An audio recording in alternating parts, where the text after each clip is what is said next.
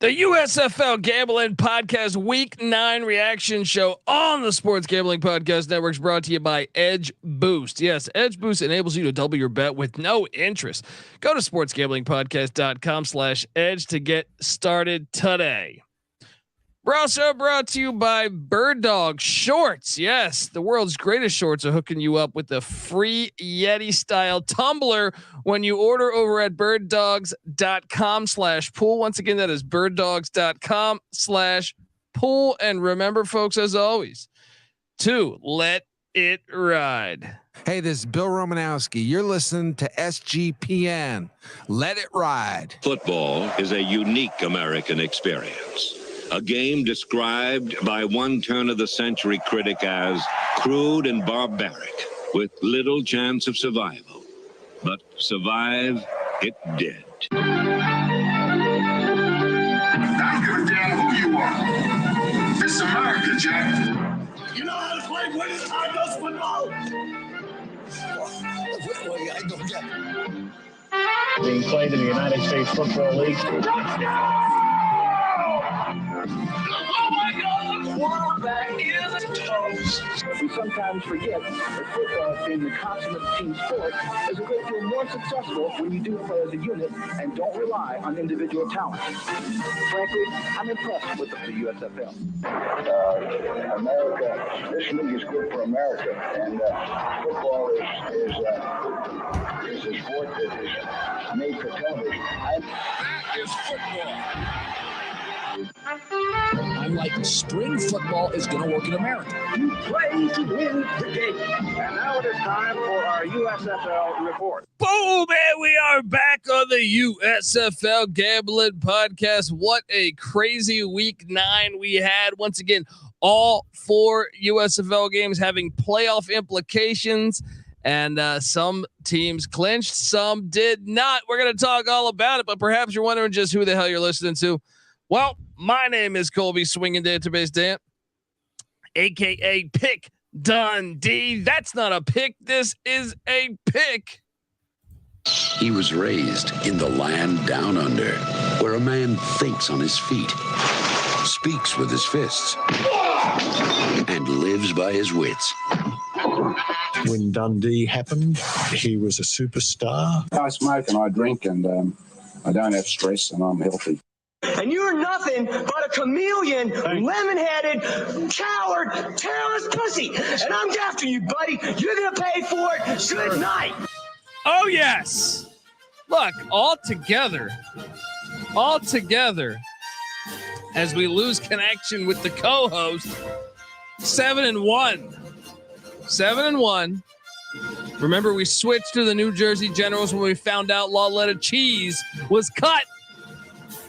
7-1, and look, DFS lineup. I hit for a little bit of cash, but it was almost a lot of cash before Dakota Pro Cop didn't play. How does that happen?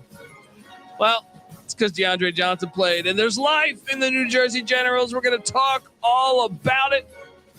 What a great season! But yeah, 7-1. The totals, I was spot on with the totals.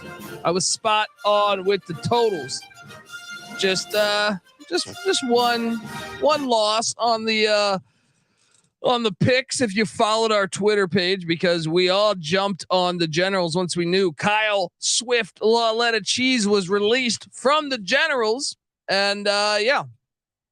So that's your fault. If not, I am joined by my co-host. He's having technical difficulty as usual. All right, give it up for former JMU Duke defensive back, the burrito eating, sideline kiss stealing, wheeling and dealing, Patty C in the place to be. Hi. Well. Oh man, what a week we had. I was just talking about Patty C. I was 7-1. If you add in the totals, I was 4-0 on the over and under side of things, 3-1 on the picks, and I had a DFS lineup that coming into Sunday was top 25 in all the land, but then Dakota Pro Cop didn't start. Yeah. I don't know if I can tout that. I gave you a lemon at the quarterback. Well, that happens with New Jersey Generals. That is a rule of thumb that we did not adhere to. Don't play a New Jersey Generals quarterback in fantasy football. So what'd you make of this weekend's action? You were telling me pre your technical difficulty that you were excited. Not excited. Well, yes, excited, but I think this was the first weekend that I truly fell in love with the USFL. You know, we've been doing this for 2 years. Obviously, it's only been back in existence for 2 years, but the first year was fun. You know, it was interesting. It was fun. We were hoping for something new, and it delivered. And this year has been great. But in terms of like remembering, you know, and beyond remembering, it's something new again, you know, in terms of like these teams having different identities and watching them each try and work the angle that they have, the talent that they have to win a game, you know. And that's not something I'm not here to even take a dump on the NFL, but in the NFL, it's generally speaking, everyone's running the same system, and whoever's got the best quarterback play is going to get it done. But and maybe it's because there is less talent in the USFL that makes it this way. But and I think that's probably somewhat to the case. But I also think these coaches are willing to try different things and lean on different parts of their offense to get it done. You know, and in the NFL, you got these teams that have been trying the same thing for the longest time, you know, and they just don't have the right pieces to do it. Whereas in the USFL, you know, these coaches say, hey, I don't have a quarterback. Let me lean on the run. Let me get aggressive on defense. Let me try a lot of trick plays, et cetera, et cetera. So just awesome to watch. Yeah. I thought this weekend was absolutely fantastic. Obviously, I was cashing bets. That always helps. But yeah, I mean, I loved seeing the style of the games really on almost all of those games. So let's talk all about it. But before us breaking down each game, well, I got to tell you that the USFL Gambling Podcast is brought to you by Edge Boost. Yes, Edge Boost is the world's first bet now, pay later Visa card.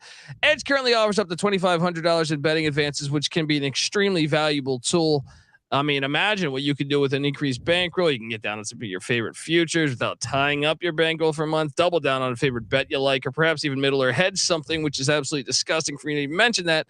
But Edge Boost also isn't some sleazy loan shark, as they charge 0% interest. All right, your kneecaps are safe. And I mean, that's an amazing plan right there. They don't charge you any interest, so that's amazing. So anyway, Edge Boost can also be a part of responsible gambling plan, as you can set up daily, weekly, monthly limits across all of your betting accounts at one place. So support SGPN and grow your bankroll by going to sportsgamblingpodcast.com/edge to sign up. Once again, that's sportsgamblingpodcast.com/edge. You must be 21 years or older to use. Problem with gambling, call 1-800-GAMBLER. All right, we are back on the USFL Gambling Podcast, and yeah, I mean, what a great week of action. But let's just get into it. Let's just go game by game here, because we had absolute fire. Look, nailed this under. Yeah, this was easy. The Maulers continue to be a machine on the under because and we took them as a dog. The Pittsburgh Maulers get it done. The Panthers, I mean, what was it like?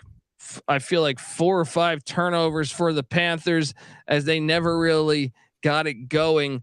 Off opening kick of the game, the Maulers took it back like 80. This game was fucking hilarious, to tell you the truth, because both offenses were complete trash, but the Maulers win. Now they tie up the record with the Panthers. And essentially, we have the Northern Division all in a win or go home scenario going into week 10, the final week of the regular season. Basically, the playoffs start a week early. Yes, exactly. And I mean, Pittsburgh could win the whole thing with that defense, but they could also lose to anybody in the league, and I do mean anybody on any given day. The hilarious thing is they completely dominated on the scoreboard, even though they scored the same amount of touchdowns. Blewett for knocking in 4 field goals. He's a good kicker, even if his name is Blewett. But they it had less yards, 226 to 245 for Michigan, but absolutely dominated the time of possession. If you follow USFL Gambling on Twitter at USFL Gambling, we tweeted out something. I think they had like 16 yards of offense at halftime, and we're up, I think 13-0. So you're just like, wait, how is that possible? They had like an 80-yard kick return to start the game, which led to a touchdown.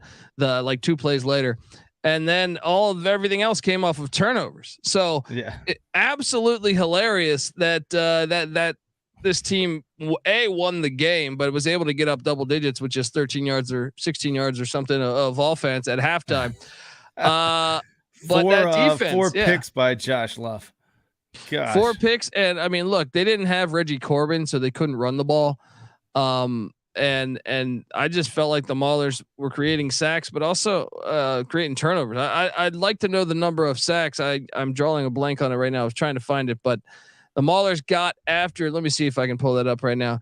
They got after it defensively. I feel like a lot of quarterback pressures. I'm seeing 7 sacks on the day. That's Good a lot, Lord.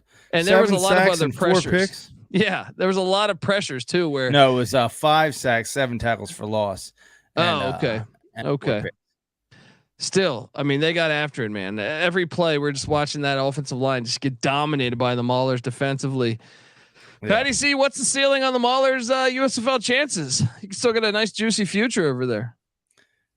For the Freedom Cup, again, I just think Birmingham is on a different level than everyone, and they are a one-dimensional team, the Maulers. So even when the defense isn't showing out, then which is a minority of the time, then they are a bad team. When the defense does show out, they can be a good team. The offense never shows out, but if it doesn't turn the ball over and the defense is playing up to par, then they could probably compete with anyone but Birmingham.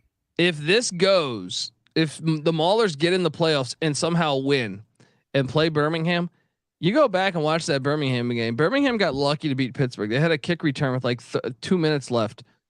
If anything, I think Pittsburgh can put the kibosh on the Stallions offense better than most teams in this league. So it makes it compelling if they were to get there. The Michigan Panthers, they're still alive. Despite 4 turnovers and 7 points on the whole game, but they're still alive. We'll talk about the matchups in a second, but Patty C, are you worried about the Michigan Panthers? I mean, after this offensive performance, you have to be. 50 total rushing yards, 4 picks from the quarterback position.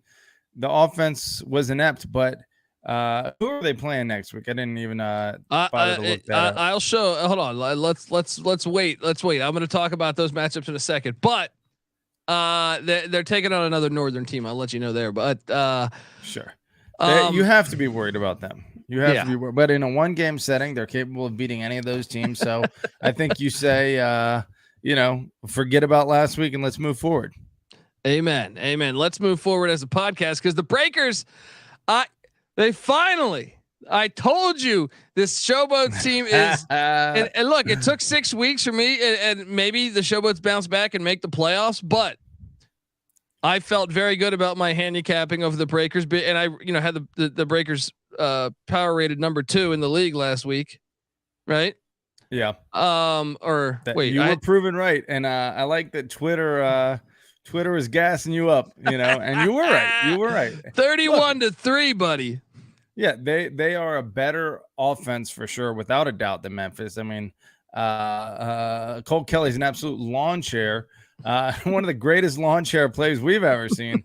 They did it with ironically, New Orleans only had 170 yards of offense and Memphis had 249. But once again, when you get like 2 so the first drive of the game, New Orleans gets 3, then Memphis gets the ball, they fumble, and they turn that into 7-10-0. And then Cole Kelley throws a pick 6. They didn't need to do anything on offense, up 17-0. Before that torrential downpour and lightning was in the area. But I can tell you this, the Showboats offense, I still think they're trash. Yeah, they are trash. They don't really have many, spectacular pieces. I guess who is it? Dylan has, he's a little flea. and White he can have a decent game, but Washington fumbling on the goal line was brutal. But really, I'll give Cole Kelley a little credit for, having surprising, not mobility, but escapability in some of these situations. What stood out to me, like rewatching the game, was they're only rushing like 5. They're not sending absolute heat, and they're dropping 6, and they're still getting a shit ton of pressure, And so what is Cole Kelley going to do? He's a tall, immobile quarterback whose job is to, identify the hole in the defense if they're sending a blitz at him. And yet there is no hole in the defense because they're getting penetration with only 5 against 6, Well, I think the problem is this. I think the league knows, or at least the better teams in the league knows, Memphis can't run the ball. So they don't strike fear in their run game. They're the worst rushing team in the league. And when you do that, you can drop back everybody because you don't have to worry about them running successfely.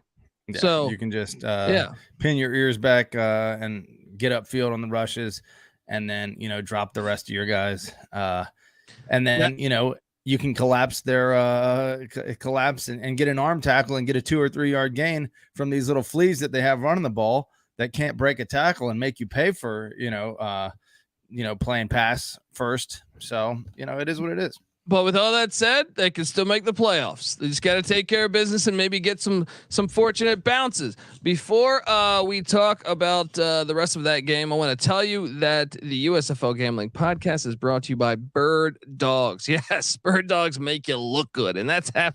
Look, what did Dion say? You look good, you play good, they pay good. All right, that's right. Bird Dogs make you look good because they got stretch khaki shorts that are designed to fit slimmer, through the thigh and leg, giving you a truly, sculpted look. You know what I mean? That you got to show that off. All right. Bird Dogs shorts do the exact same. You're packing. Make sure everyone knows it. Yes, and they fit better than any other company out there. I'll be honest. They fit better than regular shorts. They got all the the regular shorts have all stiff restriction, all that cotton nonsense. All right, Bird Dogs fixed this issue by inventing cloud knit fabric that looks just like khakis, baby. All right, but stretches, so you get a way slimmer fit without having to sacrifice movement, essentially. Bird Dog uses anti-stink sweat wicking fabric that keeps you cool and dry all day, so you're not going to be smelling like Courtney Love. So check that Bird out Dog right now. I'm not going to lie. Yes, I'll be honest. Cole Kelley could use some Bird Dog after that performance against I'm sure his ass was stinking a little bit. So anyway, what activity do you plan on doing in your Bird Dogs this summer, Patty C? Maybe getting out there, doing some hiking around the beach. I'm going to walk around the beach. I'm going to be flirting with the ladies. And when we go to the bar, I don't need them smelling me. So I need the Bird Dog. There you go, folks. So go to birddogs.com/pool and enter the promo code POOL for a free Yeti style tumbler with your order. Once again, that's birddogs.com/pool for a free Yeti style tumbler. You won't want to take your Bird Dogs off. We promise you. All right. We are back on the USFL Gambling Podcast. Patty C, I am really convinced that New Orleans is the second best team in this league. Maybe you can talk be wrong at all. Like, I still say the Generals are a true wild card. Sure. And the Stars are a little bit of a wild card, but the Breakers just got guys on both sides of the ball. Like, their balance, I can really trust. They're just like Birmingham. Birmingham has that same balance. They got dudes. Yeah, that's what I'm saying. Those two pop off. They're complete. I think they're a threat. I think they're a real threat. Now watch them not make the playoffs and lose this weekend. We'll figure it out. Sunday's action, Birmingham, Houston. I was dumb enough to take Houston plus the 3.5. Birmingham waxed them. They clinched the playoff spot. They're in. That's the reigning champs score. Are in. That is a deceptive score. Because with 3 minutes left in the third quarter, it was a 2-point game. Yeah. Yeah. Houston dominated the time of possession 38-21. How do you lose by 23 points? Kenji Bahar. Tough couple plays in the game by Kenji Bahar, but Yeah, I mean, 23. Amazing play, but ended up with the fumble. He's got better wheels than I give him credit for. Yeah. And they're still alive. Look, they're still alive. If you're a Gambler fan, don't panic. You're still alive. But the Birmingham Stallions have clinched with a dominating score outcome against the Houston Gamblers, 38-15. Patty C, Alex Mago, baller once again. Skip Holtz. I mean, they're 7-2. Now the question is do they take their foot off the gas in week 10? Why shouldn't they? They're not playing for home field advantage. And so now again, I haven't quite I'm going to talk about it in a second, but can the Gamblers salvage their season? Could they be a threat to win the Freedom Cup?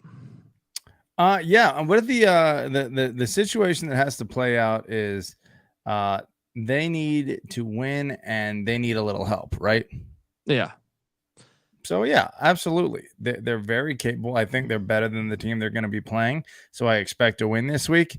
After last week, my opinion has changed on the pecking order of the USFL. So I can't wait to get to Thursday and do our power rankings, folks. Remember Thursday, NC Nick with us. We'll be talking USFL power rankings and everything. So yeah, as a matter of fact, if things go chalk, which I'm assuming, based on the Vegas lines, then Houston will be in the playoffs. Yeah, but it does depend on if Birmingham rests their guys or not. Yeah, it makes it a very tricky scenario here. Then you have the nightcap: Stars, Generals. DeAndre Johnson plays. Dude, this score's deceiving because the Generals were beating their ass. If the Generals, the Stars played. True. I mean, Cookus came back. They have the heart of lions, tigers, and bears, to quote Mike Tyson, and they battled back. We all switched our handicap to taking the Generals, and when we found out they weren't starting, when they released Laletta Cheese on, I think Friday morning it was, but the Generals is easily the best rivalry in the league, right? At this point, I agree. I like this Philly. You could argue New Orleans, Birmingham. You could argue that, but I love this rivalry, and I actually believe the way we saw the Generals play. I was like, man, they could beat anybody. And I've said this from a roster standpoint. I actually think from a roster standpoint, they have a better roster than Philadelphia, in my opinion. So, well, then Philadelphia, absolutely. Although, who's the receiver for Philly? I'm drawing a blank on his name. Corey Coleman. Overton is awesome. Awesome. He might be the best player in the league. Oh, getting bold. So now Philly, if they won, would have clinched. They didn't. Now it gets wild. So Jersey wins, which sets up week 10, Patty C. Yeah. Pittsburgh taking on the Generals. Tom Benson Hall of Fame Stadium, Saturday morning on the USA Network. The winner is in. Boom. The winner is in. Then that goes to Fox, Stallions, Showboats. Now, once again, if the Stallions, I was looking at that wrong. Yeah, if the Stallions phone this one in, the Showboats, but I still think it comes down to, like, if New Orleans wins, I think the Showboats need the Gamblers to win, but they all, I got to learn more about what it would take, because then if Houston won, they'd have the same record as Memphis, and I wonder, I think head to head. Did they split? I thought they split. Yeah, I need to take another peek at the. Essentially, though, all three of the teams. I mean, the Stallions are the only teams that have clinched this year. So I think it would come down to like points in division or something. I got to figure this out. I'll have the tie-breaking scenario. I saw was as simple as if they win and they lose, then they're in. And so we should wait. If Memphis wins. And Houston, if Memphis wins, I'm not sure who needs to win in the Houston New Orleans game. But clearly, New Orleans has New Orleans has one more win than Memphis. So if New Orleans wins, they're in. If Houston wins, though, they would have the same record as Memphis, and New Orleans would have the same record as well. So I have no idea how that would shake out. Houston split with Memphis. Yeah, because I thought I saw you're right. That that is the case, but I thought I saw that the Showboats would beat the would jump the Gamblers if they won, or maybe it's the Breakers. Maybe, but yeah, it doesn't make any sense. We should have this pulled up. Maybe we can do this here. No, I don't think I saw anything though. But I know the Breakers. Did the Breakers get swept by the Showboats? No, they went 1-1, and the Breakers just beat them by 28. I don't know how they would decide this. We'll find this information out for Thursday, but either way, it makes for a super compelling, situation Saturday. And then as we go into Sunday, where the Breakers take on the Gamblers, that one is likely to be win and get in, because we know even with the Stallions, even if they do decide to rest some of their players, they're still a lot better than Memphis. So I expect them to win no matter what, which makes the Houston New Orleans game a playoff game essentially. Not if they don't play Mago, because they'd be on their third string quarterback. Now that'd be Sloter Sundays, or Sloter Saturdays, but Kyle Sloter. But it makes it super interesting, I would say. And then you have New Orleans against Houston, as I alluded to, on FS1 Sunday morning, and then Sunday night the Stars Panthers from Ford Field, disgusting Ford Field. The roller rink, the winner goes to the playoffs. Oh. Wait, no. Well, I think there's still a scenario where Philly could lose and get in. I don't think that's the case. From what I understand, both of those games are winning. You're right. Yeah. I read that. Wow, this makes this weekend awesome, folks. We're essentially in the divisional round of the NFL playoffs for Week 10. So it's phenomenal. Should we make predictions now? Should we hold that off till Thursday? Hold that off till Thursday. This will conclude our episode with Thursday power rankings, DFS plays, and of course we will go game by game. I am so excited for Week 10 as we go into the USFL playoffs and the road to the Freedom Cup. Make sure to give us a follow on Twitter at USFL Gambling.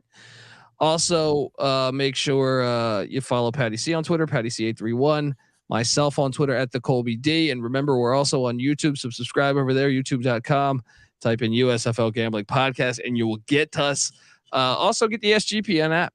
It's free to download in the App Store and Google Play Store. And with that, you'll get access to all of our USFL picks, all of our articles. We have a lot of great content coming out on the United States Football League. So check out that. And man, this has been a lot of fun. I love it when you have almost every game matter. I think every game still matters this weekend. So check out also, we host the College Football Experience. We started our 133 previews for every single team in the FBS, a solo podcast for every single team in the FBS. Check it out. Also check out the College Baseball Experience. Right now that season rolling in. Patty C's Wahoos just want to beat the Duke Blue Devils. Boom. Sorry, Nick. Yeah. And then check out the College Basketball Experience. We talk college basketball year round. The XFL Gambling Podcast. Rod Woodson just fired from his Las Vegas job there. Check out that. And check out the Sports Gambling Podcast, of course. All right, folks. Until Thursday, I cannot wait for this action. But until Thursday, let's get it going. This is the USFL Gambling Podcast. You better start thinking about yours. And we out of here.